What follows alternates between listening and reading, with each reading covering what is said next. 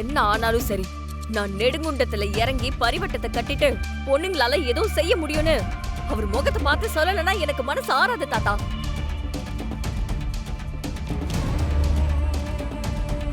நீங்க சொல்றதெல்லாம் சரிதான்க்கா. ஆனா நீங்க இந்த நெடுங்குண்டத்துல இறங்குறது என்னால நினைச்சு பார்க்க கூட முடியலக்கா.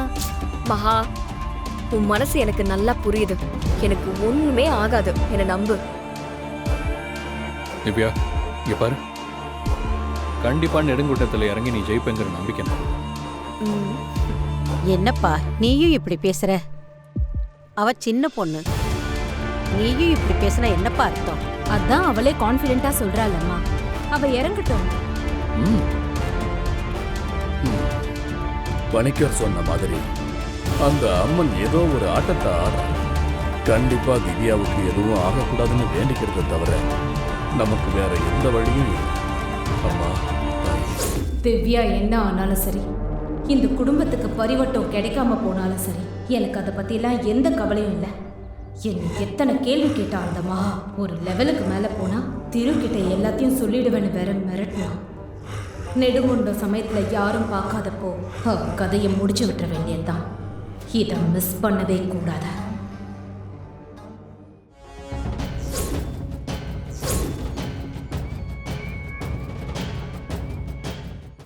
நான் இப்போ இந்த குதிரையை எடுத்துக்கிட்டு முன்னால போறேன், நீ பின்னால வந்து சேரு. ஏன் இப்படி பண்ற? நான் தான் உங்ககிட்ட ஏற்கனவே சொல்லிட்டேன்ல, நீ என்ன சொன்னாலும் நான் கேட்க போறதில்ல. நான் ஏற்கனவே உங்ககிட்ட சொன்னதுதான், என்ன ஆனாலும் இந்த குதிரையை சேர்க்காம விட மாட்டேன். எங்க அண்ணனுக்கு கண்டிப்பா பரிவட்டம் கிடைக்கணும்.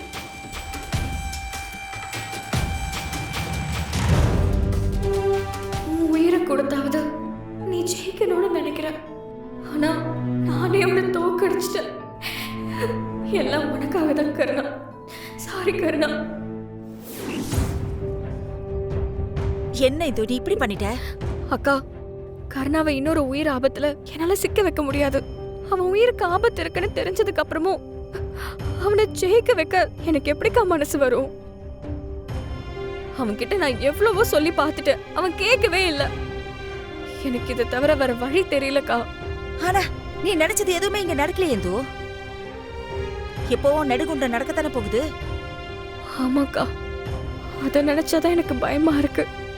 எனக்கு ரொம்ப கில்ட்டியா இருக்குக்கா. கருணாவோட உயிரை காப்பாத்தணும்னு நினைச்சேன். ஆனா இப்படி பொம்பளைங்களுக்கு எப்படி பரிவட்டம் கட்டலாம், நெடுங்குண்டத்துல இறங்கலான்னு மாமா சொல்லுவாருன்னு நான் எதிர்பார்க்கவே இல்லை. இந்து, பொறவையோட காது உடைஞ்சதுக்கு நீதான் காரணம்னு மட்டும் தெரிஞ்சுது. அவ்வளவுதான், அவ்வளவுதான், எல்லாம் முடிஞ்சது. சரி, நீ என்கிட்ட எதையும் சொல்லல, நானும் கேட்கல. எல்லாத்தையும் மறந்துடும், சரியா? ஆனா திவ்யா பாவம்க்கா. இத பாரு, நீ கருணா நல்லா இருக்கணும்னு தான் இதெல்லாம் பண்ண. அப்புறம் நடக்கிறதெல்லாம் விதி. எப்போ பொம்பளைங்களை பத்தி இவ்வளவு இலக்காரமா அந்த ஆள் பேசினாரோ அப்பவே முடிவு பண்ணிட்டேன், அந்த ஆளுக்கு பரிவட்டம் கிடைக்கவே கூடாதுன்னு. திவ்யாவுக்கு மட்டும்தான் கிடைக்கணும். அதுக்காகவே நான் சாமி கிட்ட வேண்டிக்கிறேன். நீயும் வேண்டிக்கோ, என்ன நல்லதுதான் நடக்கும். இவ்ளோ நடந்திருக்கா? ஆனா நீ தப்பா எதுவுமே பண்ணலையே. உன் ஹஸ்பண்டுக்காக நீ யோசிச்சிருக்க. நான் உன் இடத்துல இருந்திருந்தாலும் அப்படிதான் பண்ணிருப்பேன். அதுக்கே நீ இவ்ளோ ஃபீல் ஆகுற? இல்ல திவ்யா, நான் பண்ணதை தப்பா புரிஞ்சுக்கிட்டு கருணாவும் உன் ஃபியான்சியும் அடிச்சுக்கிற அளவுக்கு போயிட்டாங்க. என்னாலதான் அவங்க சண்டை போட்டுக்கிட்டாங்க. ஐயோ, ஜெயந்தி அக்கா கேட்டுட்டாங்களே, இப்ப என்ன பண்றது? என்ன சொன்ன திவ்யா? உன் ஃபியான்சி யாரு? என்னக்கா, திருதான்.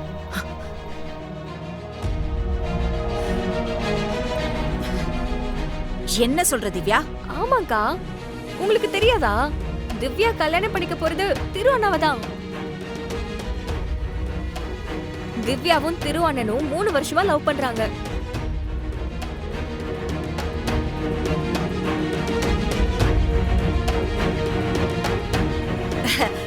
நீங்க பேசிட்டு இருங்க, எனக்கு ஒரு முக்கியமான வேலை இருக்கு. நாகவலி, ஒரு நிமிஷம் வா. இல்லக்கா, நம்ம அப்புறமா பேசிக்கலாம். இல்ல, அவங்க பேசிட்டு இருக்கட்டும், நீ வா, நம்ம தனியா போய் பேசலாம். வா வா.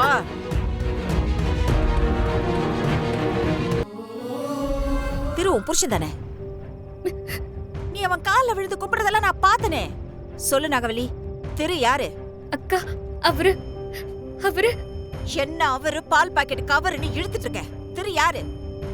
என் புருஷன் தான்க்கா. அப்புறம் எதுக்கு திவ்யா அவரை காதலிக்கிற? கட்டிக்க போறேன்னு வேற சொல்றா. நீயும் அதை கேட்டுக்கிட்டு மலை மாதிரி சும்மா நிக்கிற. இங்க என்னதான் நடக்குது நாகவல்லி?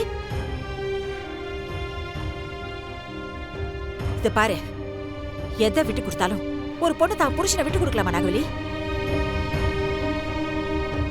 ஓ, இவ்வளோ நடந்திருக்கா?